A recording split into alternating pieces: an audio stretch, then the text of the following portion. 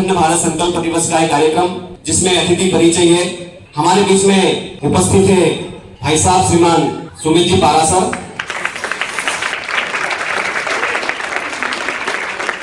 भाई साहब का आपके सामने एक बार परिचय करा देता हूं। आप हमारे राष्ट्रीय स्वयंसेवक संघ के जिला प्रचारक जी है। अब प्रचारक जी क्या होते हैं? भाई साहब एक उच्च शिक्षित व्यक्ति है। होलकर साइंस कॉलेज इंदौर से स्टैटिस्टिक्स में एमएससी करने के बाद अपना मन के अंदर ऐसा कोई दर्द था, ऐसी कोई वेदना थी। हम लोग केवल बातें करते हैं देश के लिए, देशभक्ति के लिए, लेकिन इन्होंने अपना पूरा घर-बार छोड़ करके अपना पूरा जीवन इस मातृभूमि के लिए समर्पित कर दिया कि मैं हमेशा जीवन भर अपने देश के लिए कार्य करूंगा। आप फिजिक्स के एक अच्छे ज्ञाता भी हैं, आप हमारे मार्गदर्शक भी हैं और उनका पाठ्य आज हमें प्राप्त होगा। साथ में उपस्थित है हमारी संस्था के चेयरपर्सन श्री शंकर लाल जी वर्मा साहब। आपका विजडम एकेडमी के प्रांगण में हार्दिक हार्दिक स्वागत, वंदन और अभिनंदन। भाई साहब श्रीमान सुमित जी पारासर को आमंत्रित करता हूं कि वे आकर के अखंड भारत संकल्प दिवस विषय पर हमें अपना पाठ्य प्रदान करें। और विजडम एकेडमी के समस्त विद्यार्थीगण, आचार्य बंधु, चूंकि शिशु मंदिर से अध्ययन हुआ है, बाल्यकाल से शिशु मंदिर में पढ़े, 12वीं जिसे शिशु मंदिर में द्वादश कहते हैं, वहाँ तक पढ़ना हुआ, तो देशभक्ति तो रगों में है ही, इसकी गारंटी है। हम भी ऐसे स्कूल में पढ़ रहे हैं जहाँ पर देश प्रथम, नेशन फर्स्ट की थ्योरी पे को बेस में रखकर शिक्षा दी जा रही है। हमारा करियर, हमारा सब चीज दूसरे नंबर पे हो सकता है, परंतु हमारा देश हमेशा पहले नंबर पर रहेगा। इन सारी बातों को लेकर यहाँ पर जो विचार इस विद्यालय में दिए जा रहे हैं, ये बड़े सराहनीय है। तो आज हम जिस विषय को लेकर यहाँ पर एकत्रित हुए हैं, इतनी धूप, इतनी पानी को सहते हुए यहाँ पर हम बैठे हुए हैं, तो विषय है अपने अखंड भारत का। अगर मैं कहूँ कि आज का अपने भारत का जो नक्शा है वो कहीं न कहीं अधूरा है, वो कहीं न कहीं खंडित है, तो आप में से कितने लोग मेरी बात को समर्थन करेंगे? तो आप लोगों को क्या लगता है और क्या क्या जोड़ना चाहिए उसमें? एक आवाज आई, पाकिस्तान को जोड़ना चाहिए, अफगानिस्तान भी जोड़ना चाहिए, बांग्लादेश भी जोड़ना चाहिए, म्यांमार भी जोड़ना चाहिए, दीदी ने बताया, श्रीलंका भी जोड़ना चाहिए। ऐसे कैसे जुड़ जाएंगे? भारत ने तो कभी आगे रहकर किसी देश पर आक्रमण किया ही नहीं, फिर हमारी कल्पना कैसे साकार होगी अखंड भारत की? तो अखंड भारत होना चाहिए, ये हम सब लोगों की इच्छा है, बड़ी प्रबल इच्छा रहती है, परंतु अखंड भारत के लिए हम कुछ कर रहे हैं क्या? लगातार इस मातृभूमि के लिए सोच रहे हैं क्या? और सोच रहे हैं तो उस मातृभूमि के जो टुकड़े हुए हैं उसकी पीड़ा हमारे मन में है क्या? हम में से कितनों के घर के अंदर खंडित मूर्ति की पूजा की जाती है?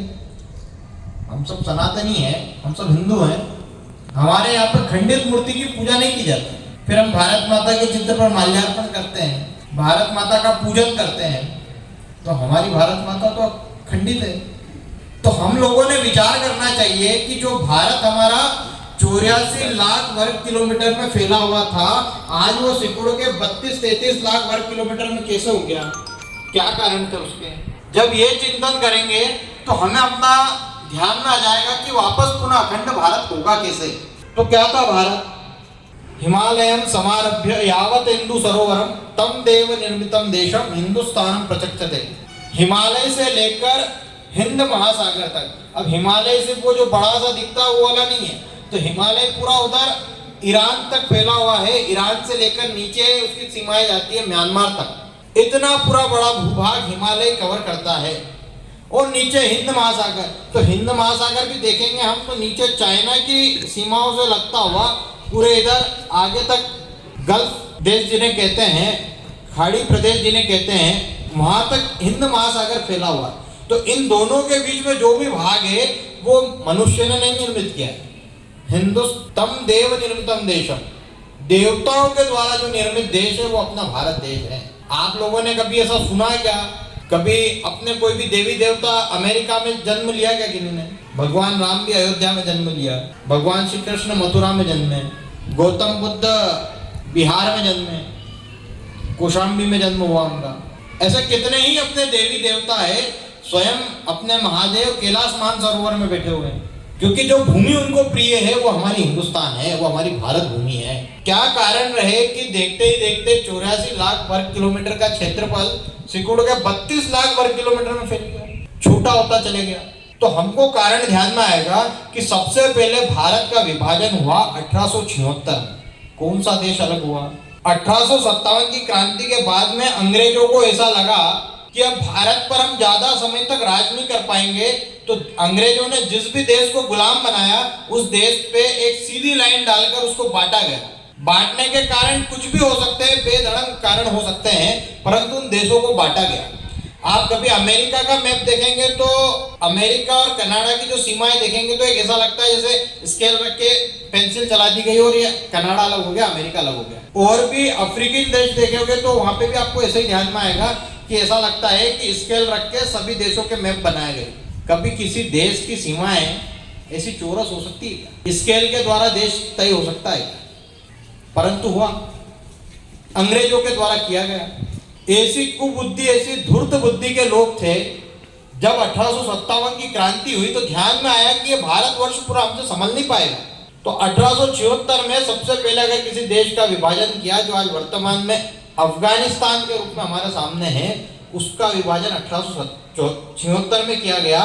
और क्या कहकर किया गया कि ये भारत बहुत बड़ा है, इस पर हमको शासन करने में तकलीफ आती है, इसलिए ये भूभाग हमारे किसी काम का भी नहीं है, इसको अलग कर दिया गया। वहां पे दूसरी ईस्ट इंडिया कंपनी आके शासन करेगी, पर ये देश भूमि का टुकड़ा, जिन्हें वो भूमि का टुकड़ा मानते थे, ये अब इस पे हम शासन नहीं करेंगे। बाद में फिर देश की स्वतंत्रता के लिए और भी संघर्ष हुए। इस भारत को अपनी माँ मानने वाले किसी भी देश के लिए हमने माँ शब्द का प्रयोग नहीं सुना होगा। अमेरिका माँ, ब्रिटेन माँ, ये कभी नहीं सुना। अगर हम माँ मानते तो जगत जननी भारत माता को मानते। ऐसे ही देश की स्वतंत्रता के लिए जब अंग्रेजों को लगा कि देश पे ज्यादा समय तक राज नहीं कर पाएंगे, तो उन्होंने एक सेफ्टी वॉल के लिए एक संगठन या एक पार्टी की स्थापना भारत में करी। वो पार्टी, वो संगठन का काम क्या था कि जब भी देश में स्वतंत्रता का गुबार बनने लगे तो वो सेफ्टी वॉल से पूरा प्रेशर बाहर कर दिया जाए। काफी नेतृत्व उसका देश की स्वतंत्रता के लिए संघर्ष तो करता रहा। जब देश में तरह तरह के आंदोलन होने लगे, असहयोग आंदोलन से जब देश की स्वतंत्रता लगने ही वाली थी कि अब देश स्वतंत्र हो जाएगा, तब एक घटना का कारण लेकर पूरे उस आंदोलन को रोक दिया जाता है और देश की स्वतंत्रता को और लंबा इंतजार करना पड़ता है। आगे और चलते हैं तो ऐसे ही देश की स्वतंत्रता के लिए मांग करने के लिए सभी लोग जब आपस में मिलकर प्रयास कर रहे थे, तो अंग्रेजों ने उस समय एक टेस्टिंग करी। क्या टेस्टिंग थी? तो उन्होंने 1905 में बंगाल के दो विभाजन कर दिए। विभाजन का बेस क्या था? तो विभाजन का बेस ये था कि एक तो भाषा के आधार पर उन्होंने बंगाल के दो टुकड़े किए, दूसरा धर्म के आधार पर उन्होंने उस बंगाल के दो टुकड़े किए। परंतु जब तक वो स्वार्थ और वो विष अंग्रेज खोल नहीं पाए थे भारतीय लोगों में, उसका प्रबल विरोध हुआ, लगातार विरोध हुआ, 6 वर्षों तक विरोध हुआ। 1911 में पुनः बंगाल को एक करने का निर्णय लिया गया। पूर्वी बंगाल और पश्चिमी बंगाल वापस उसे पूर्ण रूप से बंगाल का दर्जा दिया गया।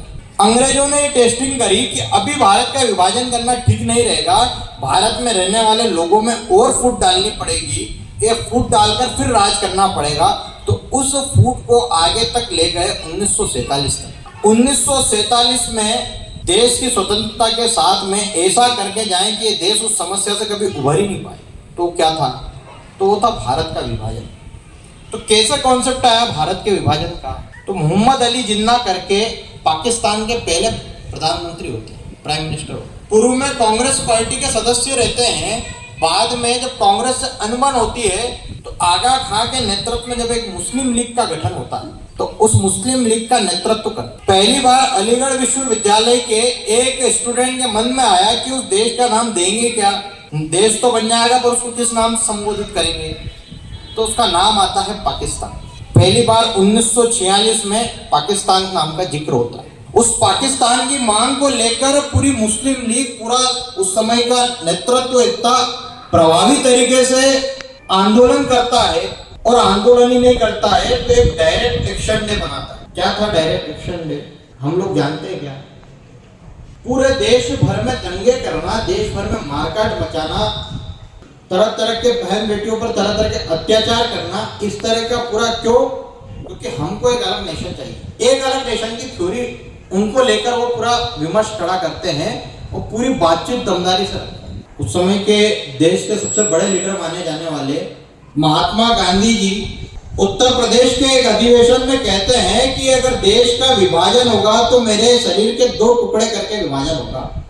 काफी विश्वास था जनता को महात्मा गांधी जी पर। गांधी जी ने कहा है तो मतलब नहीं होगा, परंतु उस समय का नेतृत्व लड़ते लड़ते शायद इतना कमजोर हो चुका था, इतना वृद्ध हो चुका था कि वो अंग्रेजों से और संघर्ष नहीं कर पा रहा था। उन्होंने कारण बताया देश के विभाजन के कि हम अंग्रेजों से और संघर्ष नहीं कर सकते, जैसे भी हो भारत का बंटवारा हो जाएगा, परंतु अंग्रेज तो यहां से चले जाएंगे। कितनी आसानी से उन्होंने इस मातृभूमि का बंटवारा स्वीकार किया और देश का विभाजन भी कैसा। तो आज का पाकिस्तान तो हम देखते ही हैं, साथ में उनके लिए पूर्वी पाकिस्तान भी था, नीचे बांग्लादेश, एक देश वहां पे और एक उनका ही देश यहाँ पे, आने जाने के लिए भारत में से निकलते। इस तरह के बंटवारे की मानसिकता ज्यादा समय तक संघर्ष नहीं कर पाए और इस देश का बंटवारा हो गया। लोगों को भरोसा था, देशवासियों को विश्वास था कि गांधी जी ने कहा है देश का बंटवारा नहीं होगा तो नहीं होगा। उस विश्वास में कितने ही लोग उस समय के कराची, लाहौर, सिंध प्रांत में हिंदू भाई रहे, उस विश्वास पर वो घर नहीं छोड़ा। और क्या देखते हैं, तो जो स्वतंत्रता के लिए हम तैयारियां कर रहे हैं 15 अगस्त के दिन की, उसकी ठीक एक रात्रि पूर्व में इस देश का विभाजन भी हुआ है। उस विभाजन की विभीषिका को भी हमको ध्यान में करना चाहिए, उस देश के विभाजन को भी हमको ध्यान करना चाहिए। ये देश को 2 भागों में तोड़ दिया जाता है और लाखों की संख्या में नरसंहार प्रारंभ होता है। पाकिस्तान से जितनी भी ट्रेनें भर के आती है उन सब में हिंदू भाइयों को मार के पहुंचाया जाता है। देश का बंटवारा इस बेस पे हुआ था कि हिंदुस्तान में हिंदुओं की संख्या बहुल है, इसलिए हिंदू लोग यहाँ रहेंगे, उधर पश्चिमी हिंदुस्तान में मुस्लिमों की संख्या अधिक है, इसलिए वो वहां पर रहेंगे। फिर क्या कारण हुए कि आज भी वे लोग यहीं पे निवास कर रहे हैं, ये बात हम लोगों को समझनी चाहिए। 1947 के 14 अगस्त की रात्रि में देश का बंटवारा कर दिया, लाखों लोगों का नरसंहार हुआ, तब जाके ये देश को स्वतंत्रता मिली है। ये हम लोगों ने भूलना नहीं चाहिए। ये देश का पहला विभाजन नहीं था, उसके पहले भी देश में अफगानिस्तान पहले से अलग हो चुका था, म्यांमार को भी पहले से 1913 में अलग कर चुके थे, तिब्बत को अलग कर चुके थे, भूटान को 1936 में अलग कर चुके थे। ऐसे कितने ही टुकड़े अंग्रेज देश के पहले ही कर चुके थे। जब वहां से रेवेन्यू मिलना बंद हो गया, जब वहां की जनता ने, वहां के देशवासियों ने देश की स्वतंत्रता के लिए अपनी आवाज को मुखर किया, तो उनको लगा कि यहाँ पर शासन करना मुश्किल हो जाएगा, तो इसको एक अलग नेशन बना दिया, एक स्वतंत्र राष्ट्र घोषित कर दिया। और बड़ी आसानी से उस समय के संघर्ष करते करते लोग इतने थक चुके थे कि बड़ी आसानी से उन्होंने इस देश का विभाजन स्वीकार किया। 15 अगस्त की सुबह जब लाल किले की प्राचीर से जवाहरलाल नेहरू जब उस भारत का राष्ट्रीय ध्वज तिरंगा फहरा रहे थे, जब लाखों की संख्या में वहां पर भारतीय लोग मर रहे थे, ऐसी बुनियाद पर हमको इस देश की स्वतंत्रता मिली। और सिर्फ यहीं तक नहीं, उसके बाद भी चाइना द्वारा 1962 में भारत पर आक्रमण किया जाता है और भारत की अरुणाचल प्रदेश वाली लंबे भूभाग पर कब्जा कर लिया जाता है। लगभग 60,000 किलोमीटर, 32,000 किलोमीटर की भूमि पर चाइना द्वारा कब्जा कर लिया जाता है। और तब उस समय का तात्कालीन नेतृत्व क्या कहता है कि ये भूमि तो वैसे भी बंजर थी, हमारे कोई काम की नहीं थी। हमारी माँ अगर अस्वस्थ है, कुछ काम नहीं कर पा रही है, तो क्या हम उसको मां कहना बंद कर देंगे क्या? ऐसे कैसे उनके मुख से ये स्वर निकल गए होंगे, भगवान जानता। बड़ा भूभाग आज चाइना अपने अधिकार में लेकर बैठा। 1971 में कबायलियों का आक्रमण भारत पे होता है, पाकिस्तान की सेना का आक्रमण होता है, और आज हम देखते हैं कि कश्मीर का एक बड़ा भूभाग, जिसे हम पाक ऑक्युपाइड कश्मीर कहते हैं, POK, वो पाकिस्तान के पास चला जाता। क्या कमी थी भारत की सेना के सामर्थ्य में, परंतु उस समय का नेतृत्व ये चाहता नहीं था। और सिर्फ यहीं तक ही सीमित नहीं है, तो आप लोगों ने अभी भारत को बांटने की जो हिंदुत्व विरोधी ताकतें हैं, राष्ट्र विरोधी ताकतें हैं, उनने भारत को 6 हिस्सों में, भारत के भी 6 देश बनाने की प्लानिंग है। आप लोगों को पता है क्या कौन से देश की मांग हो रही है देश में भी अलग करने की, कि इसको बना के हमको ये बना दो? कोई बता सकता है क्या? हम लोगों ने खालिस्तान का नाम सुना है? क्या थ्योरी है खालिस्तान की? अपना ही देश है। भारत के देश में चूंकि ये देश हिंदुओं का है, इसलिए देश का कुछ अच्छा होता है तो श्रेय हिंदुओं को मिलेगा। इस देश का अगर कुछ बुरा होता है तो श्रेय इससे प्रश्न हिंदुओं से किए जाएंगे। जितने भी टुकड़े हुए, अगर हम उसकी एक थीम पे जाते हैं तो वह ध्यान में आएगा कि उन हिस्सों में हिंदू समाज अल्पसंख्यक हुआ और देश बढ़ता चला गया। फिर चाहे अफगानिस्तान ले लें, चाहे पाकिस्तान ले लें, चाहे म्यांमार ले लें। इसी तरह पंजाब में भी देश को टुकड़े करने की साजिश और अलग देश नेशन बनाने की थ्योरी पे उन्होंने काम करना प्रारंभ कर दिया। नाम भी दे रखा है, क्या प्लानिंग है, क्या थ्योरी है। देश में हिंदू और सिख का अलग है क्या? उनके बीच में फूट डाली गई और सिखों को भड़का कर कि नहीं, हमको तो एक अलग देश चाहिए। देश का नाम खालिस्तान। ये हम सबके आंखों के सामने हो रहा है। पूर्वोत्तर सेवन सिस्टर के नाम से जाना जाता है नॉर्थ ईस्ट भारत। उसमें ईसाई मिशनरियों ने इतना कन्वर्जन कर दिया है। अभी मणिपुर की घटना हम लोगों में से किसी को खड़ा कर दूंगा तो उसको ध्यान में नहीं होगी। क्यों? क्योंकि वो भारत को अपना देश हम समझेंगे तो भारत की सारी पॉलिटिकल व्यू और भौगोलिक व्यू सारे हम ध्यान में करेंगे। तो पूर्वोत्तर भारत को पूरा ईसाई मिशनरी करके उसको देश से अलग करने की मांग हो रही। हम जहाँ बैठे हैं ये मध्य प्रदेश की भूमि है। अपने यहाँ पर आसपास बड़े संख्या में जनजाति क्षेत्र भी लगता है। ऐसे भोले भाले आदिवासी जनजाति समाज को भड़काकर हमने भील प्रदेश का नाम सुना होगा, भीलिस्तान का नाम सुना। वो वामपंथी ताकत है, वो कम्युनिस्ट ताकतों के मैप तो क्लियर है। उनने भारत के कितने टुकड़े करने की और भी योजना बना रखी है। ये तो मैंने आपको 3-4 ही नहीं है। नीचे दक्षिण में जाएंगे तो एक तमिल स्टेट को लेकर उन्होंने अलग फुट डाल रखी। कश्मीर को लेकर तो उनके विषय चलते ही रहते हैं। बंगाल में कितने ही बांग्लादेशी घुसपैठिए भरे पड़े। ऐसा उस समय के भी विद्यार्थियों को लगता था कि भारत के टुकड़े नहीं होंगे, अब भारत का विभाजन नहीं होगा। परंतु कुछ कर पाए क्या?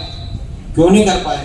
क्योंकि मन में संकल्प नहीं था, मन में देश के विभाजन की पीड़ा नहीं थी। और जब तक इस देश के विभाजन की पीड़ा हमारे मन में नहीं रहेगी तब तक हम उस अखंड भारत को नहीं पा पाएंगे, हम उस अखंड भारत को प्राप्त नहीं कर पाएंगे।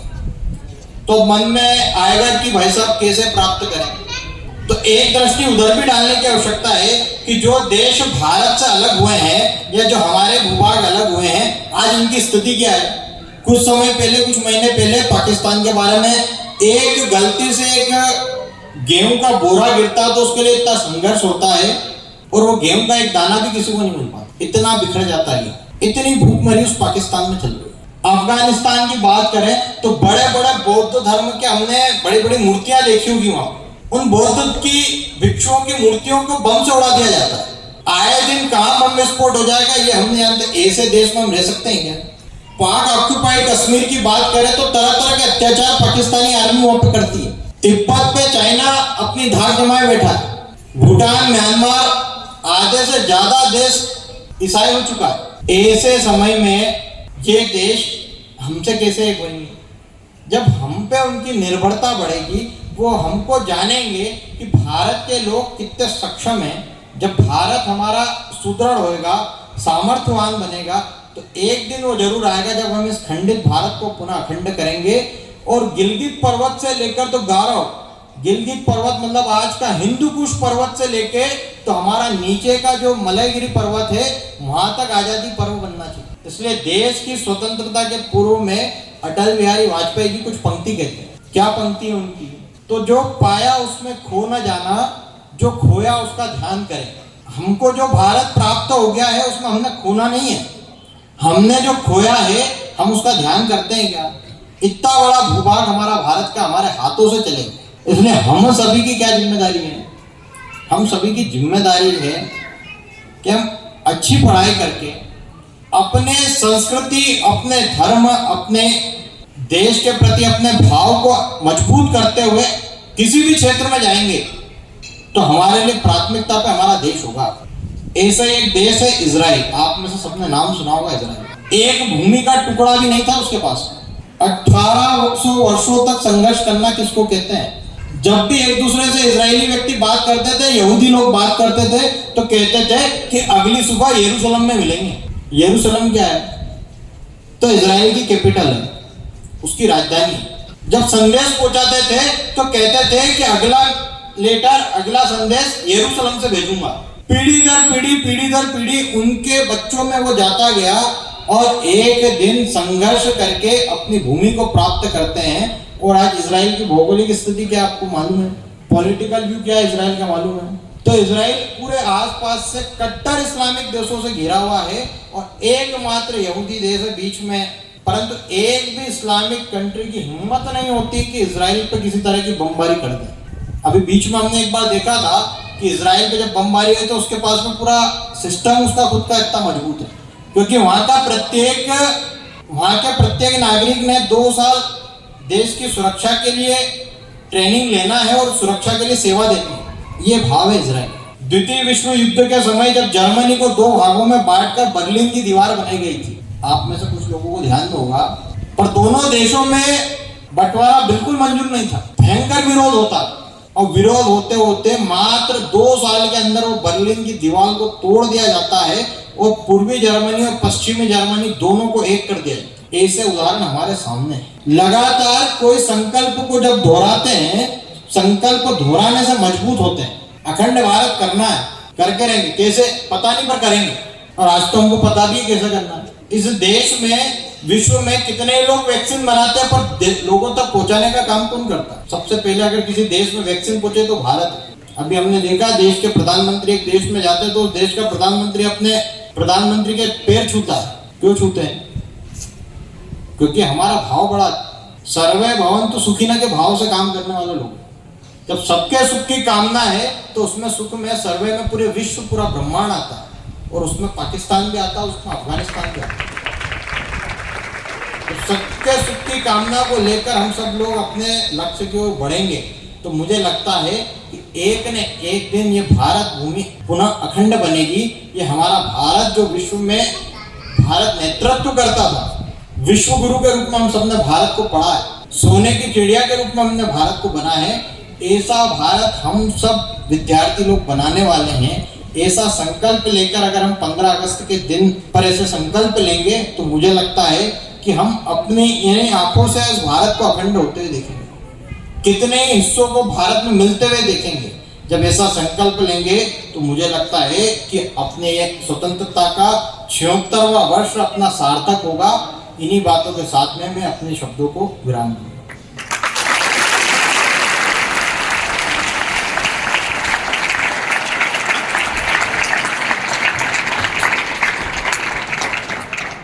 इसे बहुत बहुत आभार। आगे संपूर्ण वंदे मातरम का गायन होगा। सभी स्टूडेंट्स, बच्चे अपने स्थान पर खड़े हो जाए और सावधान की मुद्रा में खड़े रहे। वंदे जहाँ हुए बलिदान भगत सिंह, अरे जहाँ हुए बलिदान भगत सिंह, वह सारा के सारा है विस्डम की शिक्षा का पैगाम, विस्डम की शिक्षा का पैगाम। भारत माता की।